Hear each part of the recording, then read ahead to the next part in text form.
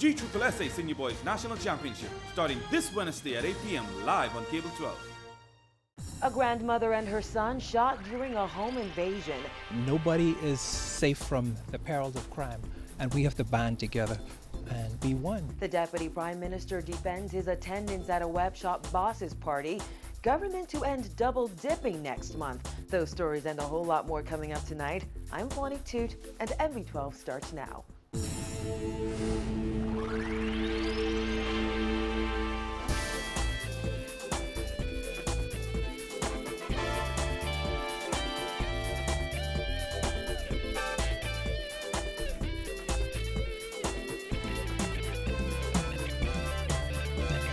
Topping news tonight, a tutoring session between a grandmother and her grandson ended tragically this afternoon after two armed gunmen barged into their home in Blue Hill Estates.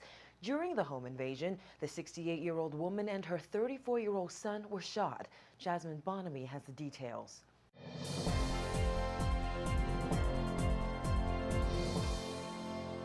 Police say the incident unfolded around 3 p.m. at this home behind me that just happens to be located between two churches. At the scene this afternoon, crimes and investigators combed the area for clues. Superintendent Paul Roll said police responded to the scene after receiving a call of an alleged armed robbery in the Blue Hill Estates area. Once there, he says they discovered the woman, since identified as 68-year-old Judith Blair, and a young man, her son, 34-year-old Marvin Blair, suffering from gunshot wounds. Police say initial police reports indicate the woman was tutoring her grandson when two men entered the home through a back door and demanded money from the woman and her son. Roll says as Marvin was reaching in his back pocket for his wallet, one of the gunmen opened fire on the grandmother and her son. After making them lie on the floor, the male attempted to get his money from his wallet when one of the men then opened fire, hitting him to the torso. The second male then shot the elderly lady. Both the shooting victims were transported to Princess Margaret Hospital for treatment. Roll added that the teen was unharmed but had to be taken to hospital for medical attention, having been traumatized by the ordeal. 14-year-old was also transported to PMH for medical attention, being traumatized with the whole incident. At the scene, Judith's son and Marvin's brother, Timothy Blair, said he is confident his mom and brother will fully recover and insisted this latest incident proves no one is immune to crime. To know that nobody is safe from the perils of crime, and we have to band together and be one, because it could come at anyone's door, anytime, in the middle of the day while you're sleeping. So we're confident, and we're about my mom's recovery and my brother's recovery, and we're not ashamed, we're not afraid, and we're here to stand up and also to speak out. And we're a family that pray together, so I know we're going to get through this. And we're going to be a different family because of this experience. Now that home where this latest invasion took place sits between two churches and a primary school. Lee Watson is the co-pastor of Trinity Assembly City of Praise that sits adjacent to the Hilltop home. She said they need some help in the area to prevent such crimes. We have a school right down the hill. We have a church there, and then we have one up on top of the hill, Trinity City of Praise.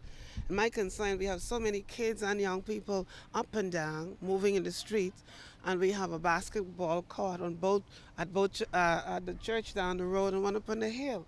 And so we have lots of people passing in and out. And my concern is we need to have the bushes removed from here so the kids could feel safe in this environment. We have a prayer grotto. We are praying day and night, hoping and trusting, not hoping, but we know God is keeping this place. It's because of our prayer.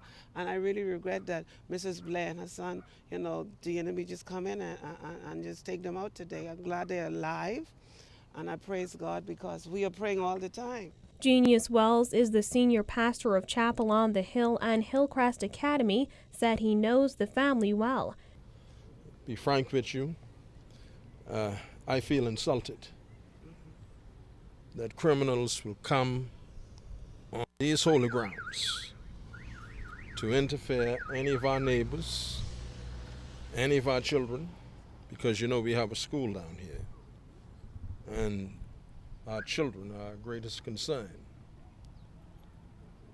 But out of this will come something great, a revolution that this nation longs to see and will see in Jesus' name.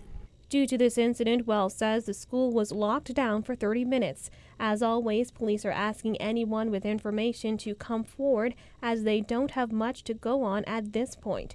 Anyone with information on this case is asked to contact police at 911, 919, or Crime Stoppers at 328-TIPS. Reporting for NB12, I'm Jasmine Bottomy. The Free National Movement is blasting Deputy Prime Minister Philip Brave Davis tonight after photographs of him attending the recent birthday party of a well-known web shop boss were circulated online.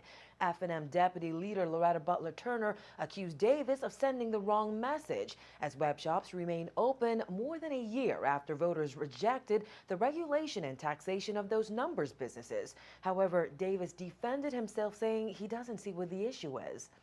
I am definitely taken aback because the Prime Minister led the whole argument on the referendum, or the opinion poll more correctly, and his consistent cry was that the government has no horse in the race. However, Butler Turner says it's hard to believe government had no horse in the race leading up to the 2013 gambling referendum after seeing this picture of Deputy Prime Minister Philip Brave Davis smiling with Island Luck bosses Adrian Fox, seen in the red jacket, and Sebas Bastian in the paisley jacket.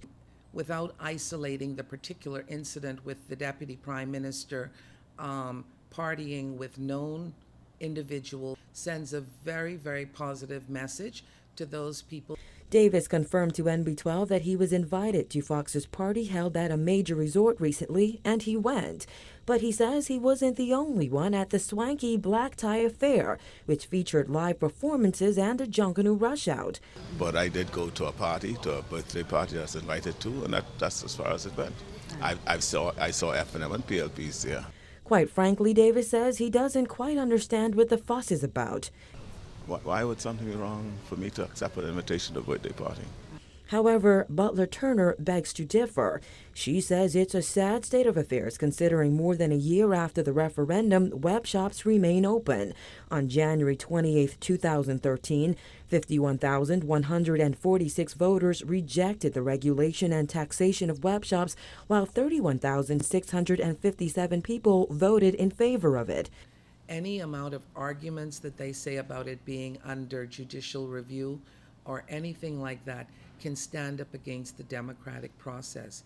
We are a country of laws, and we are a country that abides by the democratic process. The fact of the matter is, the government said they will abide by the wishes of the people. The people have spoken, and the government is looking for an out.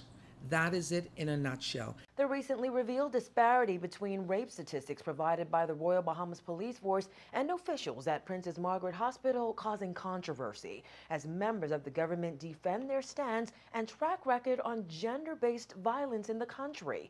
Christina McNeil has more in this report.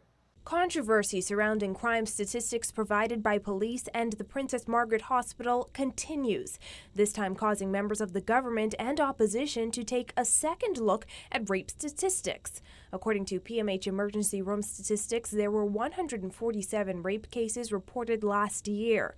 However, data provided by police shows 104 cases of rape were reported during the same period. Minister of Social Services Melanie Griffin notes that there may be many reasons for the disparity in statistics, something Member of Parliament for South Beach Cleola Hamilton says should be standardized. I do not believe that the statistics between the hospital and what the police saying will ever be equal, because there are so many different variables as to, in between there. As what is seen at the hospital, the police gives the classifications as to what is what. And the hospital may see the case or see the situation, but the police has to do the investigation, and they make the classification. I think you go back and look at them. I think That's there the should be reason. a standardization in the classification. Standardization, the same thing that happens on the police force, happens in Princess Margaret Hospital so that you can get a general overview. So when the time is for statistics to come out, then we have the true picture of what is happening in the country, but it should be standardized. According to a recent statement issued by the Bahamas Crisis Center, statistics from the police reflect only part of the problem, as women who are raped often do not report it, especially if they know the perpetrator. Therefore, if a rape is not reported, it will not appear in rape statistics. You also have to look in terms of the difference between the hospital, what the hospital's function is, and the police function. Correct. You have to look at what the different functions are, because Exactly. the hospital's responsibility would be to record every type of injury that comes to it, because it has to have a record of everything that happens there. The police would necessarily report all of those complaints, which comes to it, number one, as a complaint. Number two, those which actually meet the standard to perhaps meet a charge. Female members of government holding a press conference today reinforcing the Progressive Liberal Party's track record on gender-based violence. Griffin says government has taken steps and introduced initiatives to help reduce gender-based violence in the country and will continue to be a champion for women's rights. We have resources that we are putting into a study that will focus on coordinating all the various agencies that deal with issues regarding sexual offenses and violence against women. Griffin and other female members of parliament taking exception to recent comments made about the government's lack of action on gender-based violence, rape in particular. They say rather than use the issue of rape as political football, everyone ought to be working to do something about it. If we are sincere about something, let's not make it political. Let's speak to the issues. We all find the level of crime, the level of violence against women in this country unacceptable. It is perverse and obscene that a woman and a mother who serves in public life would use the ugly, heinous, and insidious issue of rape, that every woman has embodied in their minds in fear because of what we know is happening in their country, that a woman and a mother and a woman in public life would use that as an issue for political purposes. It is the lowest form of politics. According to the Crisis Center, between 2006 and 2010, 243 men were charged with rape and 808 were charged with sexually assaulting children under the age of 16. However, it notes that a check of the prison would reveal less than 100 convicted sex offenders incarcerated. Reporting for NB12, I'm Christina McNeil. All government corporations have reportedly been given notice that their employees will no longer be able to collect their full salaries and national insurance sick-pay benefits effective March 1st. However, Minister responsible for the Public Service and National Insurance Board, Shane Gibson, says the government has yet to decide when the policy change will take effect among all government ministries and departments, but it is very doubtful that practice will stop in March. For the corporations, it was decided already effective March 1st, and we gave them 3 months' notice. For the public service, there's still a recommendation that we're looking at because public officers and the civil service, the salary and the benefits are not the same as those at the public corporation. And so we're still looking at that, but initial thought was that we would make it consistent across the board, where for everybody working for either quasi or working for the public service, that they would have to reimburse for those monies collected from national insurance. The issue of double dipping has been a contentious one among several unions, with the Bahamas Electrical Workers Union leading the charge. In December, BEC Executive Chairman Leslie Miller said government decided that employees from all government corporations and departments would be prevented from double dipping, which he terms an evil practice. But Gibson was uneasy about using that term. We use the term loosely double dipping, but it's not really double dipping because the law allowed for it. The law said that an employer may or may not require the employee to reimburse the monies that they collect from national insurance. And so I don't know that you could really call it double dipping, even though we...